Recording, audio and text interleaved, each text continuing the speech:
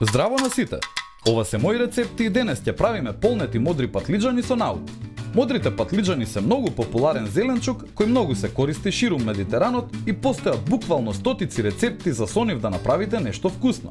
Овде ги полниме со наут. Да започнеме со состојките. Ќе ви треба 2 дебели модри патлиџани, 350 грама наут сварен еднаш, една конзерва сечкани домати, една голема главица кромит, една супена лажица кумин, сечкан макдонос, сол и бибер и маслиново масло.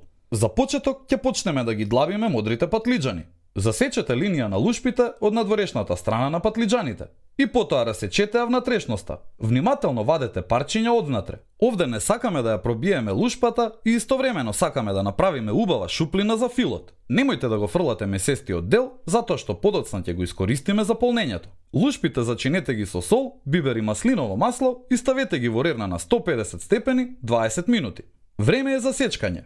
Исечкајте го месестиот дел од патлиџаните на мали парченца. Следен исечкајте го кромидот. Овде можете да ставите бел или црвен кромид, па дури и млад кромид. На крај исечкајте го макдоносот за гарнирање. Во тава ставете ги маслиновото масло, месестиот дел од патлиџаните и кромидот додека таа се загрева. Пропржете ги додека не почнат да добиваат боја. Ставете зачини и кумин и измешајте. Уфрлете го и наутот. Тој треба да одстои во вода преку ноќ и потоа да биде варен 1 час пред употребата. Следни ќе ги ставиме сечканите домати. Тие ќе му дадат сладок овошен вкус и боја на јадењето. Крчкајте ги сите состојки додека да се спојат и да испари дел од вишокот течност.